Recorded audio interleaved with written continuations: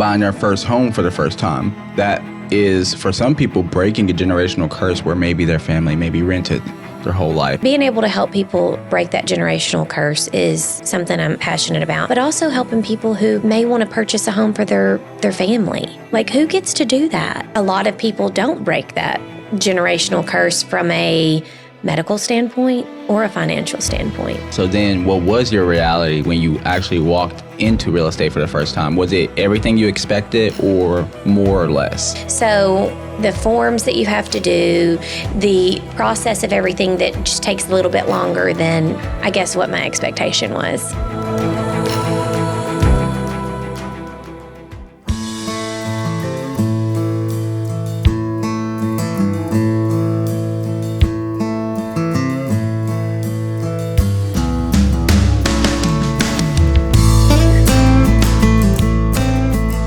Mom, loyal friend, and real estate agent describes Molly, who sits in front of me today. Now, after getting to know you for a while, one of the biggest questions I want to answer today, and I'm going to ask you starting off in this interview, is what actually makes you tick? I don't think there's just one thing. Okay. So thank you for describing me like that, too. I think there's a lot of things that make me tick. My family. I'm a Christian, being able to express those things as well and bring up my kids in church. And we've moved a lot, as you and I have discussed previously. So being able to meet new people and develop relationships, there's several things. Yeah. Yeah. One of the reasons why I say that that's the person that I know today is because when I step back and really look at you from over, I don't know, kind of like a bird's eye view, you really are someone who, like, when you make a friend, when they become your friend, you're loyal. You're going to fight for them. I can tell you have that fierce fire in you. And I feel like that fire comes from where you were raised, which I want to get into that a little bit too as well. But outside of that, I feel like you also do have the responsibility of a mom in a different manner that, you know, obviously all women are moms, but like you're more at home while also being and having a job as well, bringing in income. And so with that being said, let's actually dive into some of the background, what I just commented on with you being a little bit fierce, and maybe that's from your background. So you grew up in Pine Bluff, Arkansas. Can you really kind of dive into that? Tell me some different, like if I was in your life at that time, what would I have saw Molly as in high school? Well, let's just start here. I actually went from kindergarten to fourth grade in Star City. Okay. And then transferred in fifth grade to Watson Chapel, which is in Pine Bluff. And my dad is was the superintendent there. So I feel like I always pretty much watched my P's and Q's and learned a lot from my older sister.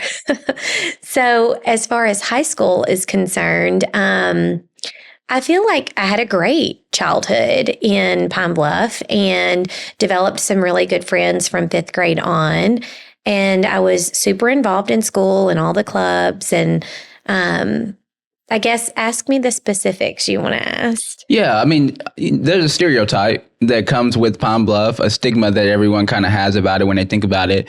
They think about, you know, crime rate. They think about, really, that's it. They think about the crime rate and they think about it kind of being like a scary, unsafe place. Was that something that you experienced at all? I've had someone else on the podcast already who did. I wonder if you know her, actually. But she did grow up in Pine Bluff as well. And she went to school there. And she described her experiences not like that at all either. So I'm curious of your background. Did any of those stereotypes become true for you at any point? I think for me, there are definitely pockets of Pine Bluff and other cities within the United States, Detroit and whatnot, that you know to not really venture off into. But as a whole, I don't really feel like I even recognized that I lived in a town that was labeled unsafe growing up. I had great friends from all diversities, and I thought it was a great way to grow up. Because the real world is being able to talk to people of all diversities and all cultures. So I really love the fact that I grew up in Pine Bluff. So yeah, for sure. And so you were there for how long, you said again? Well, I started school at Watson Chapel in 5th grade and then, of course, graduated. And then when I graduated, I went on to college. I did return for a little bit. So I want to say probably since I was 23, I haven't lived in that area. And my family moved out of that area after my parents retired from there. So they built in Sherwood, which is above North Little Rock. So, Yeah. Yeah. Okay. Can you kind of tell me a little bit about the type of worker that you were in school? Let's paint a scenario if you want to think of it in that way. So like, let's say you're in a school project with someone. Are you that person who takes over the project and does it and then tells the other person to take a back seat? Or are you that person who at that time was trying to make it more of a collaborative effort? Kind of describe that for me a little bit, if that makes sense. I feel like most of the time would be a collaborative effort. However, it really depends on who's in your group. In high school, you never really know who you're going to get paired with because it's not normally your choice. It's the teacher's choice. So if I'm in a group where I feel like I have to take over in order for us to all get a good grade, then I can. But I think for the most part, more collaborative. I noticed that you said if you feel like you have to take over for you all to get a good grade, then that's what you would choose to do. Yes. Is that correct? Yeah. Okay. So then how does that play out today? I feel like it's a similar situation. And you know me well enough now that I love to be collaborative. And I think that that's a really great way to develop even better relationships and networking as well. But if I have to kind of fly solo and do things on my own as well, I'm perfectly fine doing that. Yeah. And really you're fine doing that because you see that as the most successful route, and really you're trying to take the most successful route. Is that right or wrong? Because if it was a collaborative, if that was an opportunity, then you would obviously go that way if it leads to more success, or you would try. It sounds like, right? Yeah. You sound like a winner to me. That's why I'm trying to describe it in that way, because you sound like someone who wants to win if you want to gamify life. Have you ever heard of that term, gamifying life? No. So a lot of people think of life as like choices that you make or different, or at least for me, I'll just describe this from my perspective. I think of a person as a sum of their actions and their choices that they've made in their life. So for instance, if I look at, and this could be positive or negative, I choose to do it positively. If I look at a person who, let's say, is homeless, then I'm looking at a person and I have to then think to myself, how did they get here? What are some of the ways they could have gotten there? And I've educated myself to know that sometimes it's up to them. Sometimes it's not, and so I do have grace. But let's say if you have a person who is consistently getting in trouble, they're consistently in and out of jail. I'm looking at that person and I'm saying, okay, well, they're choosing things that aren't successful for the trajectory of their life. So I'm looking at that person as a person who doesn't make good choices, if that makes sense. So when you gamify life, it's really thinking about what choices can you make to get extra points to get closer to the goal that you have for the end of your life, whatever that is. A lot of people have to think about what they want at the end of their life first before they can begin to gamify their life. So does that make sense? Yeah. Have you gamified your life, or have you thought about it in that way? And it doesn't even have to be specifically in a game type format, but you're making choices. You have micro goals. You have goals set up to get to where you want to go. Yeah. And how have you done that? I think just given time and experience that your goals may change too, and your career may change. I mean, I'm a product of that because my career has changed. So my goal in one career was different than my goal in this career. So I don't know if I've necessarily, just because I didn't know the term of gamify. But yeah, I do have goals. I have things I want to achieve, things I want my family to be proud of me for as well. What are some of those goals today?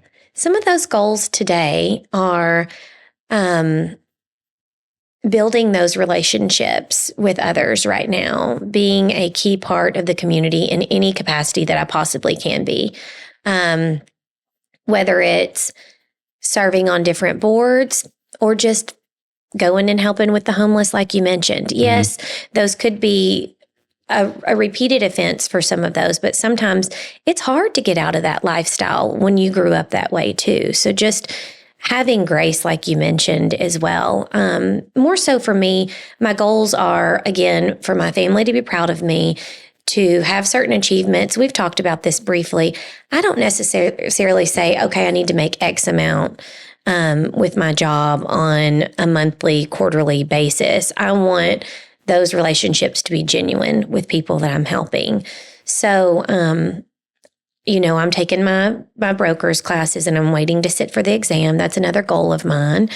I have other goals that I guess I'm not really willing to disclose at the moment. Yeah, for sure. That's really okay. Okay, so then one of my follow-up questions, I wanted to kind of dive deep on this for just a moment, is you said that, you have these micro goals, you have these different things, but one of your goals isn't actually a goal that a lot of people do have. And I want to talk about that. But you said that, you don't, every month you're not working to achieve this 10K goal, or this $20,000 goal. Like, that's not your goal. Why is that not your goal? I know why, but the people may not know why. Mm-hmm. Why is that not your goal? And if that is not your main goal with what you do with real estate right now, then what would you say is that main goal? Because for a lot of people, that is that main goal for them. I understand. And let's be clear, because some people may not know this, but I've been in real estate for a few years, started that process when we lived in Ohio, then also in Arkansas and North Carolina. I've had some very successful time periods, but that's never really been the thing that drives me. So for me, I don't have to bring home a paycheck because thankfully I'm blessed in the sense that my husband takes care of the majority of everything. And we kind of had a lengthy discussion when we moved to Ohio and I started staying at home with the kids for the flexibility because his job is so demanding. And then when I had the idea of going into real estate, because it's always been something I've been interested in, then we did explore that route. And I've had, like I said, some very successful runs. Mm-hmm. So, and that is very exciting to me. But I think for me, I don't chase the dollar, not in a sense that I'm not motivated to work, because my work ethic, but other people may not. I work every single day. So for me, it's more about building those relationships. And we have moved. So I'm not from this area. So I think that I want to establish relationships. I do want to help people with their first home, their 10th home, or whatever that process looks like, or a second home. And I do serve the majority of Arkansas. But for me, it's more about relationships and helping those versus chasing a dollar. Mm-hmm. That makes a lot of sense. Yeah. I want you to paint a picture for me. Sure. Really quick with imagery. Create a scenario to answer this question. If money isn't what makes you quote unquote happy mm-hmm. when it comes to real estate and your goals, then what is? In real estate though, mm-hmm. right? Yeah. Give me a scenario. Paint a picture for me. Okay. So in real estate for me, it is one of the largest purchases that most people are going to make in their lifetime. And being able to help people achieve that goal brings so much happiness to my heart. You have no idea. Mm-hmm. And for others, similar to the situation where you're saying have grace for others, because you don't know what their childhood or their adulthood or their adolescence looked like for them to be homeless or be a repeat offender for prison or jail or whatnot. Some people may not have had the opportunity to live in a loving home or experience even having a home. They may have had to move around due to whatever their parents' jobs were, or the fact that they just didn't have the money to afford a place over their head. Mm-hmm. And for me, being able to help those who break that generational curse is amazing. Mm. Yeah. Do you feel like, as you've kind of grown into the woman you are today, that you're a part of breaking a generational curse in your life, but also in other people's lives that you have helped? I guess that's a two-part question. So like you said, buying their first home for the first time, that is for some people breaking a generational curse where maybe their family maybe rented their whole life, or they just felt like they were never able to make that big step in their life. So you came along and you helped them break a generational curse. Is that personal to you? And then also, have you actually achieved that a couple of times with your clients so far? It's not personal to me because I didn't experience that at all. But again, growing up where I did and having friends in certain situations, I guess I can relate in that sense. Yeah. So you were an observer of Yes. this. And that's why, okay. So then were these close friends that you experienced this with at that time in your life? I'll say more of acquaintances. Definitely people I would talk to, but maybe to them I would consider them a friend, but I don't know if they would necessarily consider me a close friend. Because I didn't just run in one circle, I ran in several. And that's always been my personality. So I guess I would consider them a friend because I knew enough. Yeah. And so in those moments when you did experience, okay, you're in high school and you're realizing this, that, oh, they're stuck in this cycle. Well, let's say you first even recognize the cycle. Like a lot of people don't even recognize the cycle that people get stuck in, that there is a cycle for people. So you recognize that, you see an acquaintance, a friend, someone you know, and you begin to feel a certain way about that. How did just observing that make you feel at that moment? And the reason why I wanted to talk about this is because I feel like it really is one of the core elements that make you are who you are today and make you as passionate as you are, is from seeing experiences like that and wanting to help people. So what did you feel in those moments when you begin to recognize this cycle that people are finding themselves stuck in?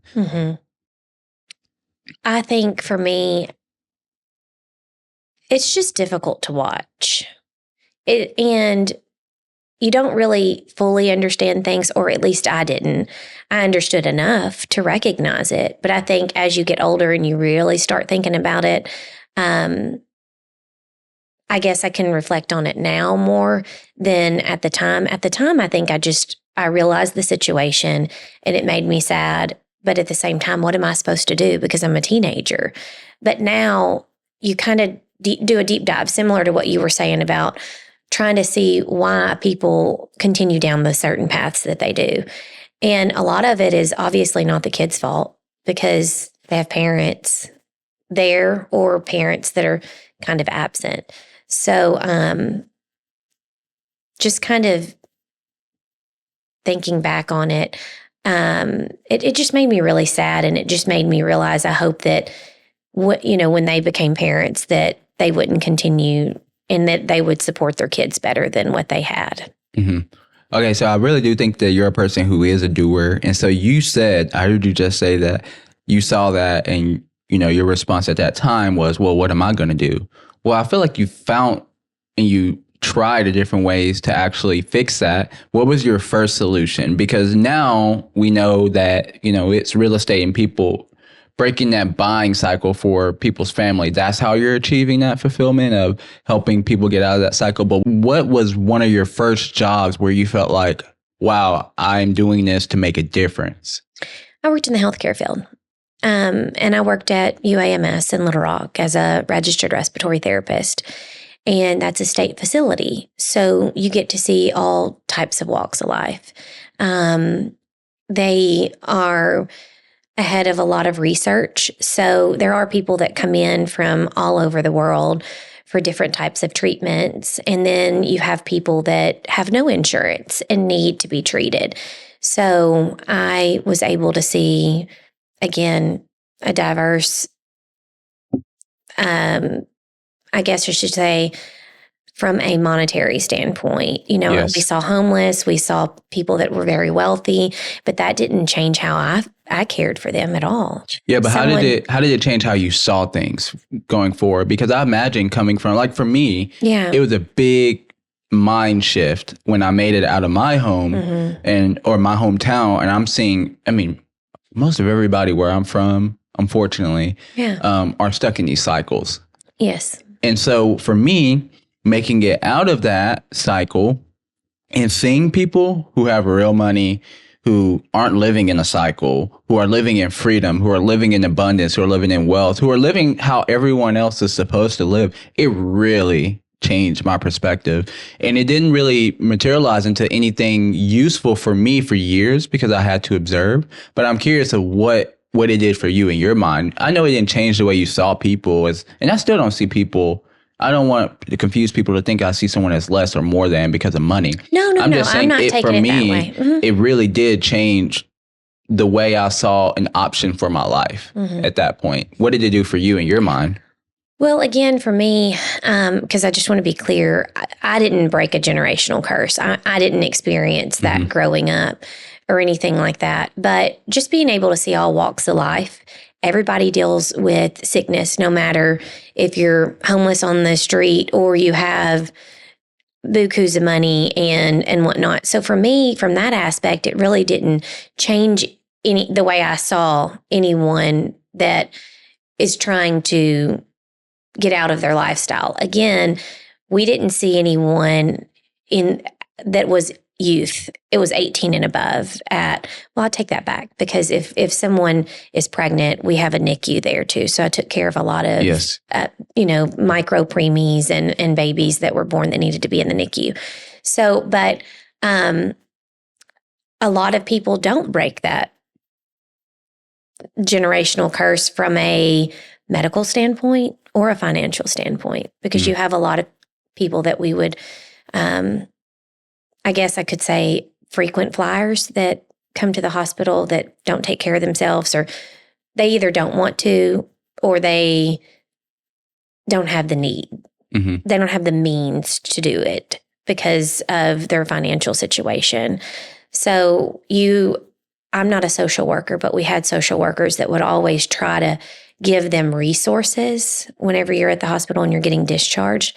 But if someone chooses not to use those, all you can do is keep offering them even when they come back. Mm-hmm. Yeah. So at that point in your life, if you were to think about your life on a graph, 0 being the bottom, 10 being the top, and it's just kind of like a upwards graph, what level of fulfillment were you at within that time period of what you were doing? Yeah, I think that I'd probably say, because about goals, I always had goals to do more, and I was working on that.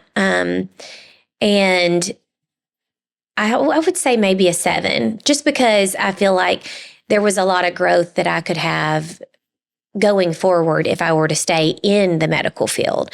Not because I didn't love my job, I didn't love caring for people, just for personal growth. I feel like maybe a 7 from that standpoint. Mm-hmm. And then going into the medical field, what even sparked that for you at the beginning? Like, was this a decision? I'm guessing, obviously, it was a decision you made in high school and then you went to college for, but what sparked that idea in the first place? I think, so my family's from the educational background. So we always kind of discussed what route I should take whenever I went to college. And then my sister decided to go into nursing. So that is really what sparked my interest, is seeing her go into that. And at that time, and even now, healthcare is always so understaffed. So getting a job in healthcare is not too terribly difficult. So job security, and I would say my sister sparked that interest for me. Okay. So you are doing, you're in healthcare, and you're doing it for how many years at this point? I mean, how many years were you in healthcare? Well, I have been in healthcare for over 16 years. Okay. Well, let me see. It's 2025. I'd say 15 years. I worked consistently at UAMS for over 8. Okay. And then I did go back and work PRN too. So not full time, just as needed. Okay. So you're doing this. I mean, a level 7 on fulfillment is actually pretty high for United States jobs. If that makes sense. A lot of people work jobs that they would say it's at a 2. And they work that job their whole life. Mm-hmm. But for you continue to work a 7 job for, 15 years. Why change? Why go real estate? What sparked that?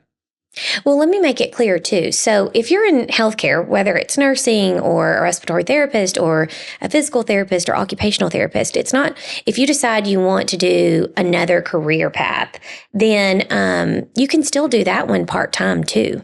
So, I switched career paths because we started expanding our family. And again, for us, because my husband's job is so demanding, I needed flexibility for our children. And being able to go into a different career that I was also still passionate about and always interested in, which is real estate now, I feel helped our family from a flexibility standpoint. But that doesn't mean I still have my license. I could go and work PRN here too, as well. So it's still always there. It's just something I'm not doing at the moment. Okay. I was still working at UAMS last summer before we moved back here. Okay. Yeah. And do you think that's something that you will be interested again anytime soon, like within the next 2 years or so, going back into that? I think that I'll never close a door. So I'll always leave that door open. Okay. Mm-hmm. So, but then still though, I still want to re-ask that question. So real estate, why? You tell us why you changed career fields, but why change it to real estate specifically? Okay. So I always loved real estate. My parents have built a couple of homes, one when I was younger, and I just thought the process was really neat. Didn't really understand everything at that time. And then they built again when they were retiring from their jobs in Pine Bluff. And I was really able to see that process as an adult. And we would go and look. Their neighborhood was up and coming at that time. So there was a ton of new construction homes. And we would just walk through and get ideas. And we've always gone to open houses. You know how a lot of people grow up going to garage sales, which Yes. I did that too. Yes, But yes. we So loved much going fun. to open houses. Mm-hmm. And that's just something that really sparked my interest. Now, I will say that's not total reality when it comes to going into real estate. Yeah. Well, you say that's not total reality. So then what was your reality when you actually walked into real estate for the first time? Was it everything you expected or more or less? I think it's my expectations were a little different just because you watch TV shows or whatnot, and they don't really go through the nitty gritty of real estate. So I didn't really know what to expect because, as we've talked about gurus and whatnot before, I didn't have any close family members that were in real estate. So I was starting this career kind of with a new set of glasses on and trying to see everything for the first time. So the forms that you have to do, the process of everything that just takes a little bit longer than I guess what my expectation was. Yeah, cool. Okay, so I grilled you for a lot. So now let's back up a little bit. One of the questions I had and I wanted to ask you is, what has real estate looked like for you? What is, like, give me one pro and con of what it's been like in other states versus in your home state. Like, what's been a pro, what's been a con of being in a real estate game, I guess, outside of Arkansas and then in Arkansas. And they can be, let's like not make them maybe personal, like pros and cons, more so like overall. Mm-hmm. Okay. So when we were in Ohio, COVID hit. So for everybody, real estate was go, go, go, go, go, go, go, multiple offers on different things. And just seemed like overall, I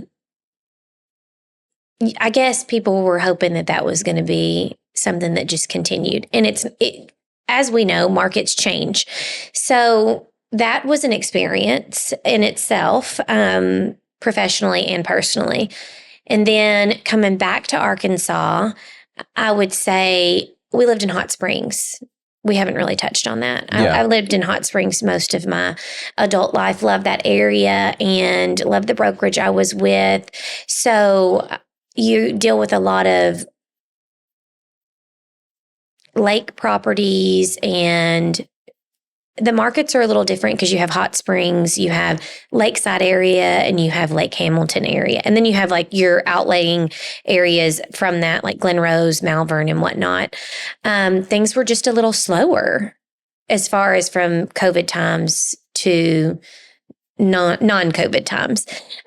So for me, a pro would be during COVID in Ohio, the market was just wild. And that was everywhere, but I'm just saying that's where I was during that time. And then coming back to Arkansas, things slowed down. And honestly, it was kind of a blessing in disguise because we had another child. So it gave me the opportunity to spend more time at home with him. And again, that's a blessing that my family is able to have that a lot of people don't have that experience of having. So markets change. And right now, I feel like things are picking up a little bit more. So we're new to Fort Smith, almost a year now. And for me, the area that we live in is picking up a lot. Yes. Don't you think? Oh, yeah, 100%. Yeah. So I guess pros and cons, I guess for me, would be the busyness and then the slowness, which is also season to season too. Mm-hmm. And interest rates really kind of drive a lot of that, which is totally out of my hands. But for you in your life, it really does seem like both of those pros and cons really complemented each other well for you. And maybe you chose, maybe it's just your perspective that you're choosing to see it as that way.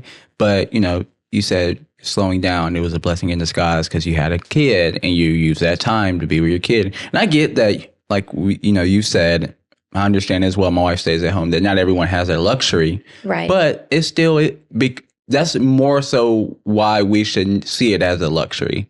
Because not everyone has that opportunity, if that makes sense. Yes. Instead of, oh yeah, I just got to do this. So that being said, I do see like how you can see things, how you see it differently. Because some people would just be like, oh yeah, it sucked that it was slow, and blah, blah, blah, blah, blah. I hear that a lot. What do you do during the slow times though, when you're not having a kid, for instance? Like at that time you had a kid, so it was fine. But nowadays, if it's slow, because we said picking up means that we're not at full peak right now. So what are you doing when there is a slow moment? Right now, I am focusing on marketing, which is always going to help me in my business, and reaching out to people that we call are in our pipeline that may not be in the area right now, but plan to be in the next couple of months. So, and I work a lot with people in the community, and I'm associated with a couple of other committees and whatnot that keep me busy. But also we have a lot going on at the brokerage always with new training and just staying abreast on all the new things and trying to stay on top of the market anyway whenever things are slow. Yeah, for sure. Okay, before we switch gears completely, can you just kind of give me a review of Molly in your day-to-day life? What are some of the things you've been enjoying doing since you've been here in Fort Smith for a year now? Almost a year. It'll be a year this summer. Okay, yes. So for almost a year, what do you enjoy doing? Tell me about your family. How many kids do you have? That type of thing. Okay. So some of the things that we enjoy doing are going outside and walking the trails that we have nearby. And my family I have 4 kids, 3 boys and 1 girl. So a couple of my boys love soccer. So that's a big part of our lives. And that's kind of challenging too, being in real estate, because a lot of those games are on the weekends. So my Saturdays are sometimes taken up depending on where I am in Arkansas. Now, if I'm in central Arkansas, that just means that I can touch a base with some of the people that I know there if they need anything from me from the real estate standpoint. Do you mind, I want to pause you there for just a second. Sure. Can you actually share about that a little bit? Because people may not understand why you may be saying central Arkansas. Sure. But you actually don't only focus on buying and selling in Fort Smith. Mm-hmm. Can you touch on that a little bit and then finish the rest of the first question? No, you're fine. So since we relocated from the Hot Springs area, I know Hot Springs really well, so I can serve that area. And then from Hot Springs to Little Rock, which includes, Benton, Bryant, Alexander, and Little Rock, North Little Rock, Sherwood. I'm very familiar with all of these areas. I have family there. I visit it very frequently. So not only do I serve Fort Smith area, I also serve Northwest Arkansas. So, and that means from the real estate perspective that I know those markets and I know pockets of those areas very well. I don't really go below Little Rock anymore, but I know several people. So if I ever had to refer that, that's not an issue at all. But I feel like I only want to concentrate on the areas I know best that I can help people locate exactly what they're looking for. And what that looks like for me is being a part of different MLS, which is a multiple listing service. So Fort Smith has its own, Northwest Arkansas has its own, Central Arkansas has its own, and Hot Springs has its own. So I'm able to help buyers in those areas. But if that means a seller is in those areas, that means that I get to put their listing in other MLSs for a broader look at their home for everyone. Okay, Yeah. cool. Okay, so you were talking about, I think you Central were Arkansas. soccer at that. Yeah, so can you finish what you were saying? Your everyday life looks like with your kids. Yeah. So my older two are boys and they love soccer. So we travel a lot on the weekends, but I try to always keep my Sundays free for church and anything needed for clients or open houses or whatnot. So I do a lot of back and forth and I'm okay with that because I'm used to it. Mhm. So for us, it's my daughter loves gymnastics and she is really, really blossoming in that as well. My 3-year-old doesn't really know what he wants Yeah, yet. for sure. So, and you understand that. Yeah. But we're just a busy family of 4, and my husband works a lot at one of the local hospitals. So that's what brought us to this area as well. Okay. Yeah. Okay. Yeah, that's a good little, you packaged that well. Yeah, thank you for that. Okay, so at this point, we're jumping into what is called the second layer. This is a time where we actually go a little bit deeper behind the professional side of who Molly is in this episode. And we actually dive into some of the personal things, personal sides of you as well. So we'll go ahead with the first question. Are you ready to cry? No. Oh no, let me I have a ask drink this of my coffee. I ask everyone this every time. I don't know why. No one's cried so far, I don't think. So if I had been quietly watching your journey over the past 2 years, how would I describe the person who's sitting in front of me today? Versatile. Why so? Because of the many markets that I serve, the states that I've had to go to as well. Being able to bounce back, being able to make those connections. And I guess another word I would use is flexible too. Awesome. How would your daily life look different if money was no concern? I don't think my daily life would look any different. Okay. No. I mean, everybody has bills. Mm-hmm. And we've kind of touched on the luxury that I have personally. Mm-hmm. But I don't think we'll ever be at a stage where money won't be an issue. So, Why do you think that is? Why do you say that? I mean, I don't think I'm lucky enough to win the lottery. And I'm not true. working on anything to patent. So, I'm not a tech guru either. So, I don't see that ever being something that I'll ever have to even consider. And even if I did, I don't feel like it would change my daily life. I think the only thing that maybe would change a bit is I would choose to do a little bit more traveling with my family for them to see the world and not just this small area of the world. Well, let me ask you a more appropriate 2-part question for you specifically. Do you think that money actually makes people happy? No. Okay. I think it makes them have more problems. Okay. Mm-hmm. So I disagree. I think that money does make people happy up to a certain point. And I think that certain point is based off of where they live. So for Arkansas, that point is much lower because the cost of living is much lower. In Dallas, it would be much higher. But so for a good example would be in Fort Smith, Arkansas, I think that if someone, like the average, we looked this up because you have this on your website. Mm-hmm. There is an average income of how much people make. Now, I want to say here maybe was 45 or was it 60? It was one of those two. It was pretty low. Yeah, I want to say it was maybe like 35. I don't remember. It was really low. I have to look that it back was up 'cause I've below looked at 50. so many other numbers since It was then. definitely Yeah. below 50. So I would say that I think that someone who makes a household income of $50,000, I 100% would agree and say that their life would be happier up to about $80,000 here. Because they're just going to have some problems that they don't have to worry about, some situations that they're not really going to have to go through because they have the means to actually live a life in a healthy manner, take care of themselves, yada, yada, yada. After that point, I don't think it would make them any more happier because that would get them everything they need. And I think here, I think when you don't have enough money to get the things that you need, there is more happiness that could come.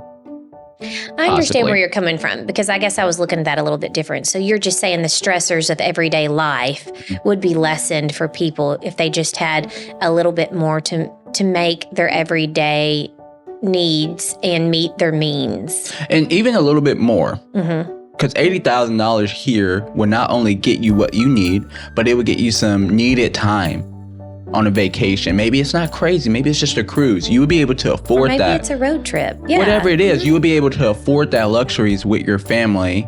And I call those necessities for me. Everybody's different. Everyone has their own, moral values and different things. But for me, that's important. Mm-hmm. That's a necessity to my family is that we spend time together when we can and we take these trips or we go on these little vacations. And it literally could be a town over. Mm-hmm. It doesn't have to be crazy, but I feel like at that point, that would make me happier. Right. Coming from that circumstance. I guess I looked at that a little bit different. No, everyone does. When you were saying that. No, because everyone in my does. mind, I was thinking, oh, I've hit the jackpot. And I've got, what was the last Mega Million? I don't even know. 300, 400? Yeah. And you get about half of that because of taxes. Mm-hmm. So, because that's something you could obviously still donate to a good cause and have a very healthy lifestyle. But I think in the end, when I think of it that way, I think of, not that I know any billionaires personally, but I just think that their lives are so much more complicated. Yes. And I don't want that. Yeah, for sure. For sure. Mm-hmm. Okay. Question number 3. If your soul had an age, what age would it be and why?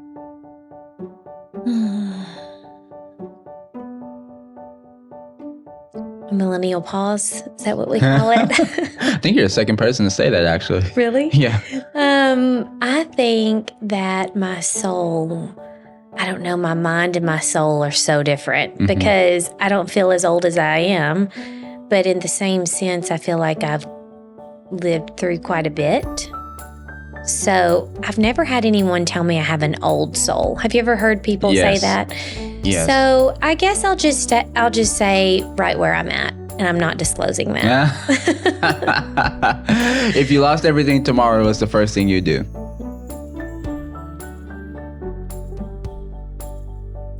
Ensure my family's okay. From a mental and emotional standpoint. What would that look like for you? You're saying I lose everything. Yes. Okay. Ensuring that they understand that everything is going to be okay and that starting over doesn't mean that we can't have what we had before or more. That's good. And that's good to understand too, because people do feel like that at some point. They feel like, oh, I'm about to lose everything. And we know we have these drastic feelings at these points, especially as small business owners. Right. We oftenly more so experience that feeling than someone who maybe has like a W-2 job. Not that I'm saying I'm belittling those people, but I'm just saying that is probably a more frequent thing that we would face more in our life. I know for me. And so knowing that and having that answer figured out, I don't know, it just kind of brings peace when that thought comes up. Well, okay, if I lose everything, then I lose everything. Right. That's okay. We'll figure it out together. I've never had anybody ask me that question either. So good. Well, now you thought I'm gonna about have it. to think about that on a deeper level too. What's one thing you wish more people would know about you?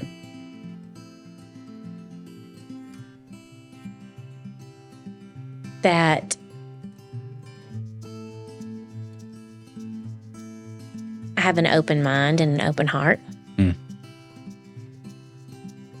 Why is it important for people to know?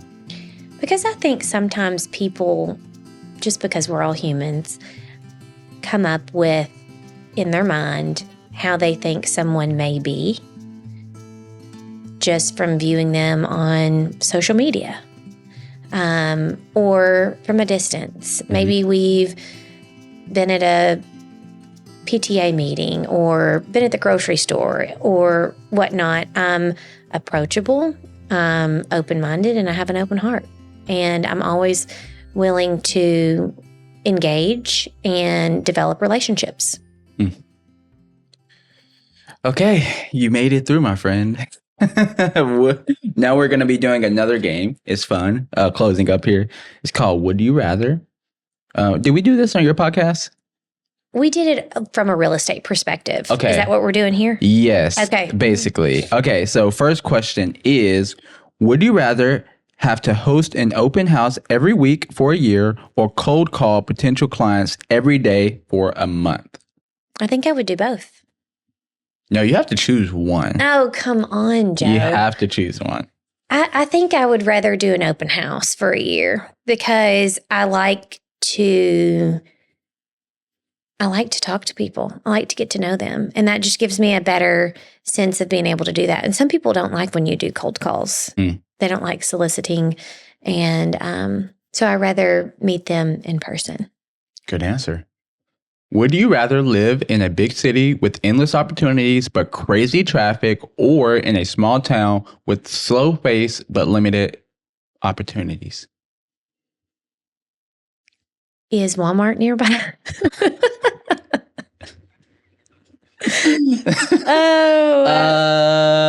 In the small town? Yeah. You I need a grocery store. You get a Piggly Wiggly. You get something. A neighborhood Walmart. There you go. Yeah, I can do that. I'll choose a smaller town. Okay, that's funny. It's Walmart nearby. I mean, I need some. I have a that's true. family of 6, so I need groceries nearby. But you wouldn't want to just farm or something, I could do that.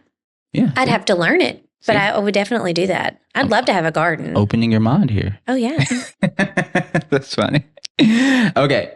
Would you rather only be able to work outdoors in the Arkansas summer heat or only indoors but with no Wi-Fi or AC?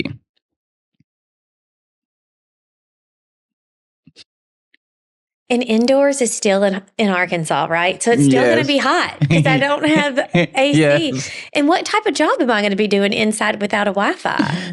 I don't know. Oh, gosh, I'll be a construction worker outside.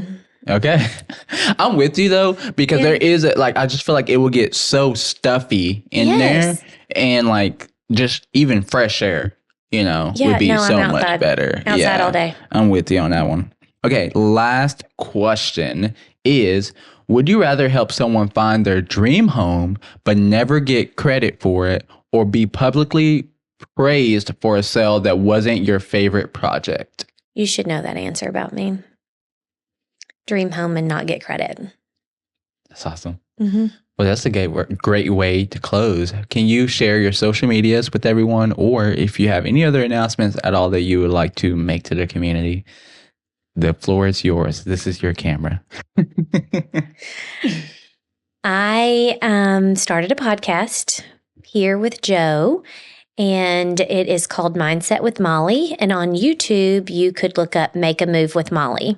Also, my Instagram, Facebook, TikTok, LinkedIn too, are all easily found with Make a Move with Molly. And my name is Molly Radhakrishnan. Thank you so much for coming on. I appreciate it. Thank you for having me. And thank you for this amazing coffee and mug. Yes. Shop now. Bye.